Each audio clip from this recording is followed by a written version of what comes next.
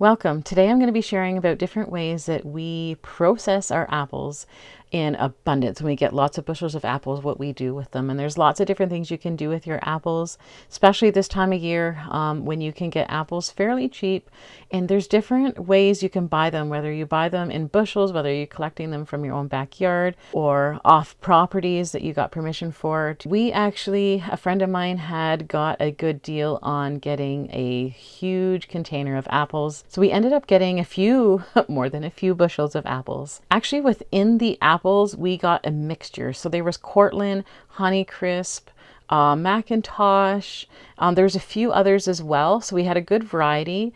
There was a lot of apples and it was really actually quite inexpensive. So this year, what we did is we made applesauce. Oh man, and I'm telling you, it is delicious. So we have this Roma strainer that is you not only use for tomatoes, but you can use it for sauces, whether you're going to use it for applesauce or pear sauce.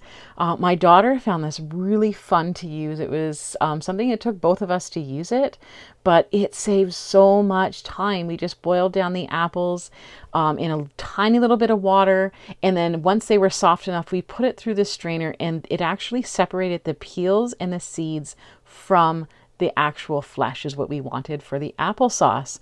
So great thing about applesauce, it tastes really great. It's really good for you, but you can also use it later and make apple jam from it later. So there's multiple things you can do with it. This was one way that we actually disposed of pretty much a whole bushel. The next thing that we did the next day was we decided that we wanted to try something different. So we ended up using some of these apples for making apple juice and apple butter, which I've never done before. But man, I'm so glad that we did it. So in the past, I've actually made apple jelly and apple pie filling. I'm not going to do that this year, but that was a really great experience. I'm trying to find another apple pie filling that I actually like. I'm not really happy with the one that I have, but the apple jelly turned out okay, but it was a little on the hard side. This is our first year making apple juice, and I was really impressed how it turned out. I mean, Jay couldn't believe it. The taste was phenomenal. We ended up getting quite a decent amount, and we got a lot of apple butter, and we've been having it regularly on toast. If you don't have this strainer, oh man, I recommend this is the thing to get. Saved a lot of time. And then Jenny from Denbigh Ranch came over and offered me to use her steamer. So I was able to make apple juice with this awesome steamer, and man, was it a lifesaver. You can see the apple juice just flowing out of it. Now it's not done yet, but I'm collecting it in this pot here, and there's another process to do before I go ahead and can it. Overall, we were really happy with how we used the apples for the juice and then used this pulp that was left over, put it again through the Roma strainer, and we had flesh to make apple butter. Because all the juice is really taken out of it, it was a lot thicker and less watery. So what we ended up doing, another tip from Jenny from Denbigh Ranch, was she said to put this into my Instant Pot. So we put it in the Instant Pot on the rice setting, and we just had to keep stirring it. We put a little bit of cinnamon in it, a little bit of sweetener, and it really did thicken up and really darkened up, and we were really happy with it. Then the next step with the juice, as we were working on the butter, we had to bring the juice up to about 190 degrees, I believe, without it going to a boil. And then we had to hold it there for about 10 minutes. So we ended up doing that before we canned it. And then we went ahead and just canned and processed our juice as well as our apple butter. So it was a really busy day. The next thing that we did, which I've done in the past as well, is I was freezing some apples because these apples were not lasting. So I had to hurry up and think of what I could do with them. So we ended up freezing a whole bunch of them. We peeled and cored them and chopped them up and laid them flat on our parchment paper and put them in the freezer. And then we bagged them up. And basically what I do with this is that I use these in smoothies throughout the year. We also use these in apple crisps, apple pies. When I make apple cakes, I make a nice apple turnover. So that's what I use these frozen apples for, more for like baking or smoothies.